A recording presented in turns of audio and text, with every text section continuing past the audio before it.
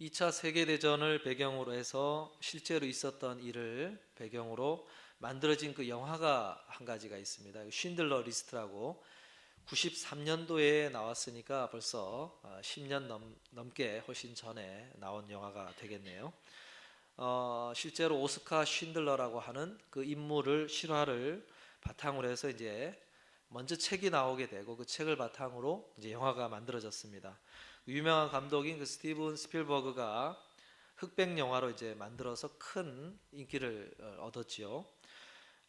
오스카 쉰들러라고 하는 그 인물이 사실은 이제 전쟁을 이용해서 크게 한번 돈을 벌기 위한 목적을 가지고 나치 당원이 되고 뭐 전쟁의 옳고 그름과는 상관없이 그냥 사업적인 이득을 얻기를 원하는 그런 인물이었는데 그런 과정에서 이제 폴란드계 유태인이 운영하던 그 그릇 공장을 인수를 하게 되면서 이제 점점 그 유태인들이 붙잡혀가고 가스실로 가서 수용소에서 죽게 되는 그 현장들을 이제 목격을 하게 되면서 양심의 가책을 느끼게 되고, 그래서 그 공장의 그 유태인들을 근로자로 고용을 하면서 이제 구출을 해내게 되는 작업을 진행을 합니다. 그래서 벌었던 돈을 투자해서 뇌물을 쓰고 해서 이제 그 유태인들을 자기 직원으로 고용을 하는 것이고, 이제 사업 목적보다는 이제 그 목적이 거기에 전체 올인을 하게 되면서 파산할 지경까지 가게 됩니다. 그럼에도 불구하고 그 일을 계속해서 진행을 해서 결국 전쟁이 이제 연합군에 의해서 독일이 패망을 하게 되고 연합군이 승리하게 되면서 이제 그 작업을 더 이상 할 필요가 없는 상황이 되었을 때에 이제 떠나는 오스카 쉰들러에게 그로 인해서 구원받은 그 1100명의 그 유태인들이 함께 모아서 감사의 표시로 이제 반지를 하나 만들어주게 되죠. 그 반지에 글귀를 하나 새기는데 탈무드에 나오는 그 문구를 하나 새기게 됩니다. 한 생명을 구하는 것은 세상을 구하는 것이다. 이런 문구를 반지에 새겨서 이제 선물을 하게 됩니다. 그 영화의 그 마지막 장면에 그 반지를 받으면서 이제 쉰들러가 눈물을 흘리는 그 장면이 아주 감동적으로 마지막 그 영화의 마지막 부분에 나오게 됩니다. 우리가 이렇게 쉰들러와 같은 상황에 놓여 있지는 않지만, 그러나 성경은 우리들에게 우리가 구원하기 위해서 힘써야 될 대상들이 있다는 것을 계속해서 우리에게 보여줍니다. 특별히 나와 가장 가까이에 있는 사람들, 가족들이 1차적인 그 구원을 위해서 우리가 애써야 하는 대상이다, 이렇게 보여주는 장면들이 많이 나오게 됩니다. 오늘 이 본문 말씀이 라합을 소개하면서 이 라합이 여리고성에서 구원받을 때에 그 홀로 구원받는 것이 아니라 부모, 형제, 가족들을 함께 구원하게 되는 그 일을 했다는 것을 우리들에게 보여줍니다. 라합뿐만 아니라 사실 다른 본문에서도 노아의 경우에도 노아가 방주를 통해서 구원받을 때 그 홀로 구원받은 것이 아니라 그 아내, 그 다음에 세 아들과 그 며느리들까지 8명의 가족들이 구원을 받게 되는 모습이 소개가 됩니다.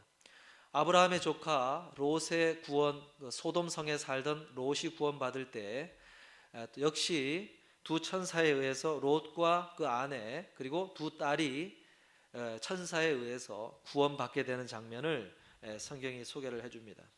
그런 면에서 가족을 구원하시길 원하시는 것이 하나님의 뜻인데, 이 가정 전체가 구원받는 것이 하나님의 뜻인데 아직도 하나님을 믿지 않고 또 예수 그리스도를 믿지 않고 살아가는 그 가족들이 있는 것을 우리가 많이 보게 되지요. 너무나 이 핵가족화된 가운데서 한 가정 안에 다른 종교를 가진 것도 이렇게 많이 보게 됩니다.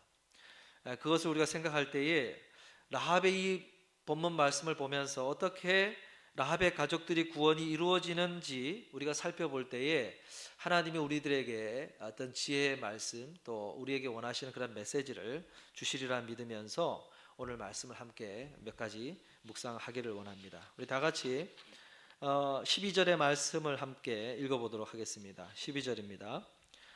그러므로 청하노니 내가 너희를 선대하였은즉 너희도 내 아버지의 집을 선대하여 나의 부모와 남녀 형제와 무릇 그들에게 있는 모든 자를 살려주어 우리 생명을 죽는 데서 건져내기로 이제 여호와로 맹세하고 내게 진실한 표를 내라. 이렇게 말씀하고 있습니다.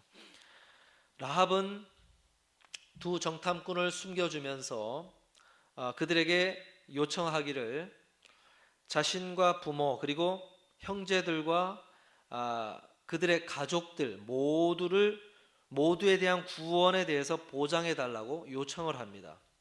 그래서 이 요청이 정탐꾼에 의해서 여호수아에게 전달이 되었고 여호수아는 분명 그것을 놓고 하나님께 아뢰었을 것입니다. 그리고 하나님이 허락하심으로 해서 이 구원이 이루어지게 된 것을 우리가 살펴볼 수가 있는 것입니다. 하나님께서는 성의 전투에 있어서 세우신 원칙이 하나 있으십니다. 그 계획이 소개가 되는데 여호수아서 6장 21절에 보면 성 중에 있는 것을 다 멸하되 남녀 소유와 우양과 나귀를 칼날로 멸하니라. 그러니까 가축까지 남겨놓지 않고 그들을 다 멸하라고 하나님께서 원칙을 세우시고 그것을 전쟁의 원칙으로 소개를 하셨고 그것을 반드시 지킬 것을 이스라엘 백성들에게 요구를 하셨습니다. 그러니까 하나님께서는 이미 여리고 성의 죄악에 대한 심판으로서 그 대상과 심판의 날을 다 정해 놓으신 상태에서 지금 이스라엘 백성들을 여리고 성을 향하여 진군하도록 하시는 그 계획 속에서 지금 그들의 걸음을 이끄셨다는 것을 우리가 알 수 있는 것입니다. 그런데 그 계획 속에서 유일하게 이 라합과 그의 가족들의 구원을 허락하셨다는 것입니다. 그리고 소돔 성에 있어서도 아까 살펴봤듯이 롯의 가정을 구원하시는 것에 있어서 하나님께서 유일하게 그 가족만을 구원하도록 허락하셨다는 것입니다. 그런데 이 허락에 있어서 무엇으로부터 그것을 허락하셨는가 봤을 때 바로 이 라합과 또 아브라함과 같은 자의 요청에 의해서 그것이 허락되었다는 것입니다.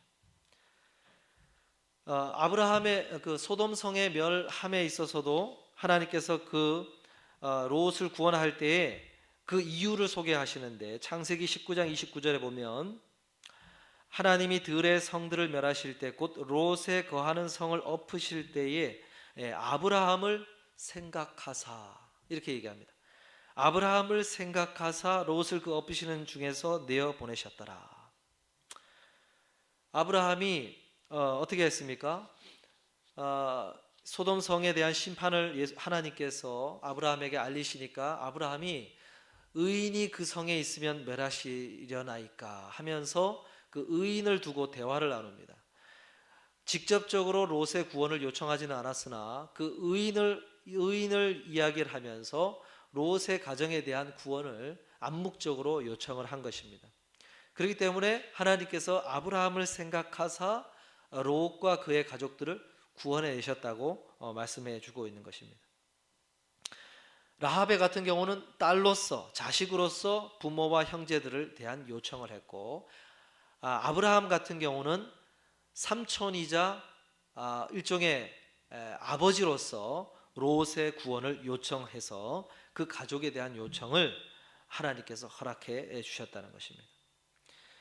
여러분 우리들 한 사람 한 사람이 가정에서 자식이로서 또는 부모로서 우리가 이런 가족들을 향한 구원에 대한 요청, 이 요청이 무엇입니까? 바로 기도하는 것이죠. 이 기도가 하나님 앞에서 드려져야 한다는 것을 오늘 본문은 우리들에게 보여주는 것입니다. 생각해 보면 비단 가족뿐만 아니라 한 사람이 신앙의 걸음을 걷는 데 있어서 이런 일종의 기도의 빚을 지고 있다는 것을 우리가 생각해 볼 수가 있습니다. 나 한 사람이 하나님 안에서 신앙의 걸음을 걷기 위해서 나를 향해서 기도의 마음을 품는 한 사람들, 이런 사람들의 기도가 드려지고 요청되었기 때문에 사실 우리의 신앙의 걸음이 시작되었다는 것입니다. 하나님이 그런 방식으로 우리들의 신앙의 걸음을 허락하셨다는 것이지요. 여러분, 가족들의 구원이 어디서부터 시작될 수 있느냐? 나 한 사람의 기도로부터 그것이 시작된다는 것을 오늘 본문이 보여주는 것입니다. 가족들 중에서 그 기도를 드릴 수 있는 위치에 있는 자, 그 자가 자식이든지 부모의 입장에 있든지 친척의 입장에 있든지 누구든지 하나님 앞에 구원을 요청하는 그 요청의 기도로부터 그 구원이 가족들을 향하여 허락되어지는 역사가 이루어졌다는 것입니다. 성경에 이런 기도의 역할, 이 신비한 어떤 기도의 역할로부터 한 사람의 신앙의 걸음이 시작되는 것을 성경에는 굉장히 많이 보여주고 있습니다.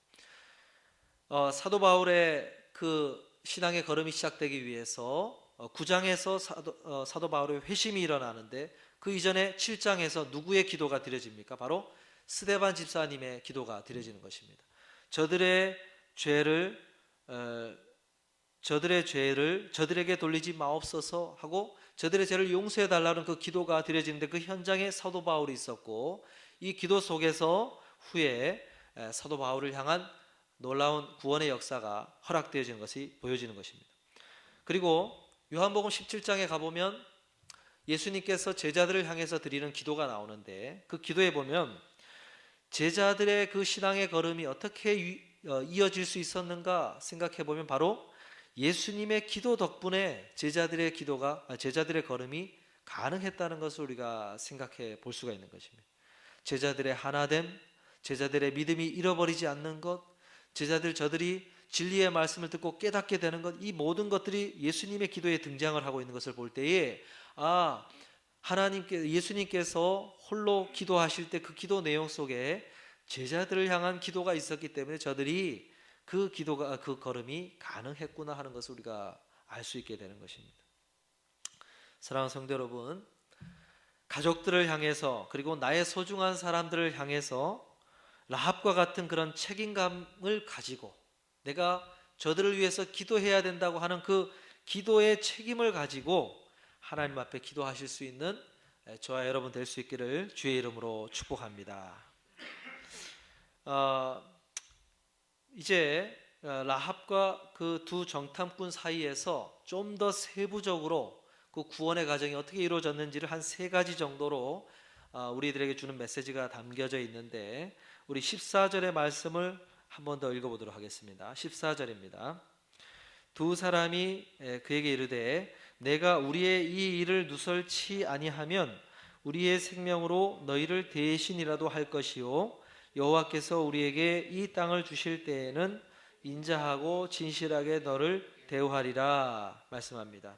여기 보면 이제 정탐꾼이 그 요청을 듣고 라합에게 이야기하는 장면인데 라합에게 무엇을 요구를 했냐면 그러면 우리가 안전하게 다시 이스라엘 백성들에게 돌아가는 그 과정 동안 누설치 말아라. 우리가 우리의 신분과 우리의 소재지와 우리의 이 정탐하는 그 모든 것에 대해서 너의 동족에게 발설하지 말아라. 이것을 요구를 했습니다. 무엇을 요구한 것입니까? 너가 이제 우리를 돕기로 선택했는데 이 선택하기로 한 그 마음의 선택을 변개하지 말고 변심하지 말고 신실하게 그 선택을 계속해서 붙들고 있으라. 끝까지 지켜라라는 것을 요구를 한 것입니다. 신실함을 요구를 한 것이죠. 여기서 우리에게 무엇을 가르쳐 줍니까? 가족들의 구원에 있어서 1차적으로 무엇이 있어야 되느냐? 먼저 라합 그녀 자신이 믿음의 신실함, 자신이 선택한 그 발을 끝까지 붙들고 있는 그 신실하게 그 참 믿음 안에 거하는 것이 필요하다는 것을 우리들에게 보여주는 것입니다. 여리고의 심판의 날이 한 10일 정도 이후에 일어나게 되는데 그때까지 그 모든 그 날 동안에 많은 갈등과 유혹이 있겠지요. 이걸 끝까지 발설하지 말라고 있어야 되는가? 아니면 정말로 나의 선택이 옳은가 하고 의심할 수도 있고 마음이 흔들릴 때도 있을 텐데 끝까지 그 선택을 붙들고 끝까지 있어야 된다는 것을 요구한 것입니다. 여러분, 참 믿음, 구원에 이르는 참 믿음의 특징이 뭐냐면 신실한 것입니다. 신실함. 마음이 바뀌지 않는다는 것이죠. 어떤 시험과 유혹이 있더라도 마음이 변하지 않는다는 것입니다. 물론 넘어짐도 있을 수 있고 시험 유혹 앞에서 우리가 마음을 바꾸는 작업이 있을 수는 있지만, 그러나 분명한 것은 구원에 이르는 참 믿음은 궁극적으로 끝까지 변하지 않고 회개를 통해서 그런 넘어졌다 하더라도 다시금 일어나서 그 믿음 발을 향해서 끝까지 나아간다는 것입니다. 그것이 구원에 이르는 참 믿음인데, 라합에게 먼저 너 가족들이 구원받기 위해서 무엇이 있어야 되느냐? 너가 끝까지 신실한 믿음의 사람으로 남아 있어야 된다는 것입니다. 그것이 있을 때에 가족들의 구원이 이루어질 수 있다는 것을 우리들에게 보여주는 것입니다. 여러분, 우리가 한 가족들을 구원함에 있어서 무엇이 중요하냐? 내가 먼저 나의 믿음이 하나님 앞에 신실하게 그 믿음의 걸음을 걸어가는 자로서 끝까지 있어야 된다는 것입니다. 언제까지요? 심판의 날이 이를 때까지, 그 마지막 순간까지 나 자신이 믿음의 걸음을 온전하게 걸어가야만 가족들의 구원을 바라볼 수가 있다는 것입니다. 내 믿음이 흔들리고 내 믿음 생활이 내가 참 믿음 안에 거하지 못하고 흔들리는 그러한 신앙생활을 하게 되면 가족들의 구원까지 갈 수가 없다는 것이지요. 이것이 중요한 것입니다. 내 믿음을 먼저 지켜야 된다는 것입니다. 내가 믿음 생활을 바로 해야 된다는 것입니다. 참 믿음, 심판의 날에 이르렀을 때에도 참 믿음의 걸음을 걷는 자로서 설 수 있는 그런 신실한 자로서 내가 끝까지 걸어가야 된다는 것입니다. 그럼 두 번째 이들이 요구한 것이 뭐냐면 18절 19절에 그것이 나오게 되는데, 18절 19절을 한번 읽어보도록 하겠습니다. 우리가 이 땅에 들어올 때에 우리를 달아 내리운 창에 이 붉은 줄을 메고 내 부모와 형제와 내 아비의 가족을 다 내 집에 모으라. 여기까지만 읽겠습니다. 여기 보시면 무엇을 요구합니까? 우리를 성 밖으로 탈출시키기 위해서 창문에 줄을 메고 내려서 우리를 탈출시키게 되는데, 이때에 이제 이 줄이 아니라 뭘 줄을 메어 놓으라는 것입니까? 이 붉은 줄을 메어 놓으라. 붉은 줄을 메어 놓으라, 이렇게 요구를 하게 됩니다. 붉은 줄이라고 하는 구체적인 색깔과 그리고 방법을 그들이 지정해서 요구를 한 것입니다. 여러분, 무슨 창문 너머로 빨래를 널기 위해서라든지 여러 각종 형태의 줄이 달려져 있을 수가 있습니다. 그러나 그들이 요구한 것은 그 붉은 줄, 붉은색 줄을 메어 놓으라. 그 붉은 줄이 메어 놓은 그 집에 그리고 가족들을 다 모아 놓으라, 이렇게 요구를 한 것입니다. 여러분, 이 붉은 줄이 메어 있는 집에 구원이 임하게 된다는 것을 보여주는데, 이 붉은 줄이 메어 있다고 하는 이 장면은 뭐와 똑같냐면은 마치 이스라엘 백성들이 6월절에 이제 10번째 재앙을 만나서 그 하나님께서 가르쳐 주신 대로 죽음이 임하지 않는 방법, 구원의 방법이 무엇이었습니까? 어린 양을 잡고 그 어린 양의 피를 우슬초로 좌우 문 지방에 발라놓은 그 집에는 여호와의 사자들이 들어가지 않고 넘어서 감으로써 그 안에 죽음이 임하지 않게 될 것이다, 이렇게 한 장면이 나오게 됩니다. 그 붉은 양의 피가 발려진 집은 구원이 임한다는 것을 보여주는 것입니다. 이 장면은 무엇을 우리에게 알려줍니까? 바로 이 6월절의 어린 양이 되신 분이 누구십니까? 바로 예수 그리스도께서 그 6월절 저녁에 식사를 나누시면서 잔을 주면서, 이 잔은 내가 너희를 위해 흘린 피를 의미하는 것이니 받아 마시라. 그리고 내가 너에게 주는 이 떡은 내가 너희를 위해서 찢은 나의 몸을 의미하는 것이니 받아 먹으라 하고 하신 그 장면을 그대로 우리들에게 알려주는 것입니다. 바로 예수 그리스도 안에서만, 예수 그리스도께서 흘리신 그 보혈의 피 안에서만 구원이 주어진다는 것을 우리들에게 보여주는 것입니다. 그래서 사도행전 4장 12절에 베드로가 성령을 받고 성령 충만한 가운데 대제사장 앞에서 선포한 복음의 말씀이 바로 이것인데, 다른 이로서는 구원을 얻을 수 없나니 천하 인간의 구원을 얻을 만한 다른 이름을 우리에게 주신 일이 없음이니라 하였더라, 이렇게 말씀합니다. 다른 이가 아니라 바로 예수 그리스도 안에서만 구원이 임한다는 것을 말씀한 것입니다. 이 방법, 오직 붉은 줄을 맨 것만, 붉은 줄을 메고 있는 그 집 안에서만 구원이 임한다는 것을 우리들에게 알려주신 것입니다. 오늘로 치면 가족들의 구원이 어떻게 이루어질 수 있습니까? 바로 예수 그리스도를 향한 그 믿음 안에서만 구원이 이루어진다는 것을 보여주는 것입니다. 마치 예수님께서 죽음의 사자들이 다가올 때에 꼭 그 집을 예수님의 보혈의 피로 감싸 안듯이 보호해 주는 그 보호 아래서만, 주님의 보호 아래서만 구원이 임한다는 것입니다. 여러분, 이 심판의 날에는 다른 어떤 방법이 가능하지가 않고 오직 그 붉은 줄이 표시되어 있느냐 아니냐만 가지고 식별을 하고 심판하고 구원받고 하는 것이 결정된다는 것입니다.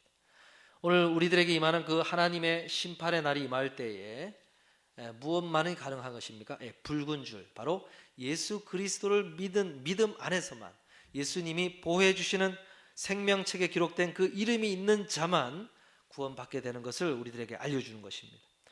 그리고 세 번째로 무엇을 강조하게 되냐면 나머지 19절의 말씀이 나오게 되는데, 우리 한번 19절을 읽어보도록 하겠습니다. 19절입니다. 누구든지 내 집 문을 나서 거리로 가면 그 피가 그의 머리로 돌아갈 것이요 우리는 허물이 없으리라. 그러나 누구든지 너와 함께 집에 있는 자에게 누가 손을 대면 그 피는 우리의 머리로 돌아오려니와. 여러분, 여기서 중요한 것은 믿음을 강조하고 있습니다. 어떤 믿음입니까? 이 심판의 날에는 라합의 가족이냐 아니냐가 중요한 것이 아니라 오직 정탐꾼이 제시한 그 구원의 방법을 믿고 붉은 줄을 맨 그 집 안에 머무는 사람이냐 아니냐가 중요하다는 것입니다. 여러분, 여기서 중요한 것은 시작은 라합의 요청으로 시작되었으나 그 과정에서, 구원의 과정에서 가족들 개개인이 그 라합을 통해서 전달된 그 구원 방법에 대한 믿음, 구원 방법에 동의를 하고 그 믿는 믿음 안에서 심판의 날에 그 집안에 머물러 있는 가족은 구원을 받고, 그 집 밖을 나서는 집 안에 있지 않고 다른 곳에 있었던 가족은 구원에 이르지 못하고 구원받지 못하고 심판의 죽음을 당하게 된다는 것을 여기서 보여주는 것입니다. 그 시작은 라합의 요청으로 된 것이나 구원의 현장에서 궁극적으로는 각자 가족들 안에 이 믿음이 자리해야만 그 믿음 때문에 구원받는다는 것을 우리들에게 보여주는 것입니다. 구원은 결국 각자의 믿음으로 받는다는 것을 우리들에게 보여주는 것입니다. 우리가 가족들의 구원을 놓고 기도할 수도 있습니다. 그리고 그 기도의 요청에 의해서 하나님께서 은혜의 역사 아래 가족들을 이런 구원에 섭리하는 과정으로 인도되는 일들이 벌어질 수가 있습니다. 구원의 방법이 무엇이며 예수 그리스도 안에서만 하나님의 구원이 받을 수 있다는 사실을 우리가 들을 수 있는 어떤 기회를 줄 수도 있고 직접 그 사실을 전달할 수도 있습니다. 그러나 결국 구원받는 것은 무엇으로 가능한 것입니까? 가족들 개개인이 그 사실을 믿고 받아들이고 그 믿음으로 그 마지막 때까지 있을 때에 그 믿음으로 구원받게 된다는 것을 우리들에게 보여주는 것입니다. 여러분, 아브라함의 조카 롯이 소돔성에서 멸망당할 때도 이 부분이 강조되고 있습니다. 그들이 구원받는 과정을 보면 두 천사가 강건적으로 롯과 아내와 두 딸을 양손에 붙잡고 소돔성을 탈출시키게 되는 장면이 나오는데, 그들에게 요구한 것이 있습니다. 그게 무엇입니까? 절대로 이제 큰 소리가 나고 심판이 이루어질 텐데 절대로 뒤를 돌아보지 말아라, 이것을 요구합니다. 돌아보면 너희들이 구원받지 못하고 심판받게 될 것이다. 그것을 요구를 합니다. 강조를 합니다. 여기에 대한 믿음을 요구를 하고 이제 데리고 나갑니다. 그런데 뒤에서 큰 소리가 나고 이상한 사람들의 비명소리가 들리니까 어떻게 합니까? 롯의 아내가 뒤를 돌아보았다고 성경이 소개를 해줍니다. 돌아보는 순간 어떻게 됐습니까? 소금 기둥으로 변하더라 이야기를 합니다. 그러니까 마지막 그 모든 과정에서 무엇이 요구된 것입니까? 바로 개인의 믿음이 요구되었다는 사실을 우리들에게 보여주는 것입니다. 결국 구원은 시작은 먼저 믿은 자에 의한 그 시작을 통해서 가족들의 구원이 이루어질 수 있으나, 그러나 결국 마지막 최종적인 구원에 이르는 자는 무엇으로만 구원받게 되는 것입니까? 각자 본인들의 믿음으로만 구원받게 된다는 사실을 우리들에게 보여주는 것입니다. 오늘 이 말씀을 통해서 우리가 생각할 수 있는 가족의 구원과 연관되어서, 첫째가 내가 먼저 하나님 안에서 믿음 안에 신실하게 거하는 믿음 생활을 해야 하고, 또 하나는 가족들을 향하여 내가 기도로 그들의 구원을 위해서 기도하는 기도의 요청이 드려져야 되고, 마지막이 결국 그들 안에 참 예수 그리스도 안에서 구원받는 그 하나님이 제시하신 구원에 대한 약속의 말씀을 믿는 믿음으로 구원받게 되는, 그것이 전체 우리들에게 소개하는 그 가족의 구원의 모든 모습이라는 것입니다. 여러분, 우리가 이런 걸음을 계속 걸어오신 분들이 있을 수가 있고, 또 그렇게 걷지 못한 분들이 있을 수가 있습니다. 그러나 계속해서 하지 않았던 분들은 이제라도 가족들을 놓고 구원을 위한 기도를 해야 되는 것이고, 그리고 내가 더 온전히 주님 안에서 끝까지 믿음 생활을 잘 해야 되겠다는 결단을 하면서 나가야 되는 것이죠. 그리고 이제까지 그런 걸음을 걸어오신 분들은 어떻게 해야 됩니까? 계속해서 그 걸음을 낙심하지 말고 걸어가야 되는 것입니다. 여러분, 갈라디아서 6장 9절의 말씀에 우리가 선을 행하되 낙심하지 말지니 피곤하지 아니하면 때가 이름에 거두리라. 고린도서 3장 6절에 7절의 말씀에 나는 심었고 아볼로는 물을 주었을 때 오직 하나님은 자라나게 하셨나니 그런즉 심는 이나 물주는 이는 아무것도 아니로되 오직 자라나게 하시는 하나님 뿐이니라 말씀합니다. 무슨 이야기입니까? 당장 눈앞에 열매가 보이지 않는다 하더라도 분명히 헛되지 않게 될 것이다, 이렇게 말씀하는 것입니다. 헛되지 않게 될 것이다. 저희도 생각해 보면 저희 아버지 형제가 8남매가 있습니다. 어린 시절 할아버지가 살아계실 때는 다 교회를 나가시던 분들이 지금 신앙생활 하시는 분들은 딱 두 사람 외에는 제가 볼 때 신앙생활 안 하는 것으로 생각이 됩니다. 안타까운 일이지요. 그리고 저희 아내 쪽으로도 보면 저희 장모님은 평생 신앙생활 해오고 계시는데 장인은 아직까지 교회를 나가지 않고 있습니다. 그런 걸 볼 때에 참 안타까운 일이 아닐 수가 없습니다. 그러나 그럼에도 불구하고 헛되지 않을 것이다, 성경이 우리들에게 말씀하는 것입니다. 여러분, 그 열매를 거두는 그것은 다 가족들이 구원받게 되는 그 열매를 거두는 것은 다 다르다는 것입니다.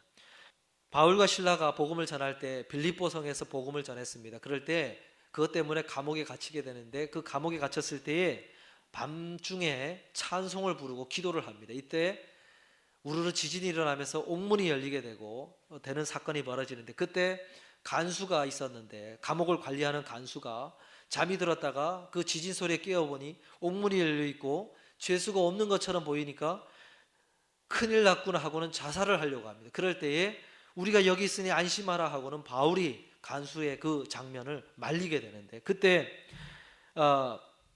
깜짝 놀라서 그 간수가 그 장면에서 복음을 듣게 되고, 그 복음을 듣는 가운데 어떻게 하면 내가 구원받을 수 있느냐 했을 때 사도 바울이 뭐라고 이야기하냐면 주 예수를 믿으라, 그리하면 너와 내 집이 구원을 얻으리라 말씀합니다. 그 사실을 믿고 그가 그날에 그 예수님을 영접하게 되고, 그리고는 바로 그 즉시로 자신의 가족들과 권속들을 모아놓고 바울을 초청해서 역시 동일한 복음을 듣게 합니다. 그리고 그 복음을 듣는 순간 그 밤중에 가족들 모두가 세례받고 구원받는 역사가 펼쳐집니다. 이 장면에서는 동시에 함께 가족들에게 이 믿음의 열매가 거두어지는, 구원받는 사건이 벌어지는 것을 보게 되죠. 그러나 여러분, 예수님의 그 형제들이 구원받는 장면을 보면 한참의 시간이 걸렸다는 것을 보게 됩니다. 예수님께는 최소한 7명의 형제 자매가 있었습니다. 4명의 형제가 있었고 최소한 2명 이상의 누이가 있는 것을 성경에 소개를 해줍니다. 그런데 살아생전에서는 예수님을 배척하고 예수님을 믿지 않았습니다. 그런데 예수님이 십자가에 달려 돌아가시고 부활하신 가운데서 이제 승천하시게 되는데 40일간 머무시다가 승천하시게 되는데 이 승천하신 후에 열흘 만에 오순절 다락방에 성령이 임하시게 되는데 그때에 예수님의 그 형제들이 거기에 있었다고 성경이 소개를 해줍니다.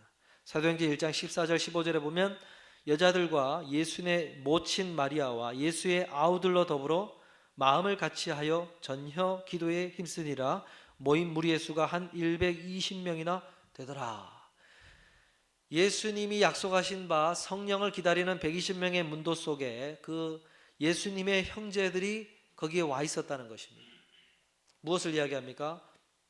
살아 계실 때는 믿지 않던 예수님의 형제들이 다시 부활하신 주님께서 40일간 머무는 가운데 예수님이 그 형제들을 만나셨고 그 만난 가운데서 믿음을 갖게 되는 일이 벌어졌다는 것입니다. 무엇을 이야기입니까?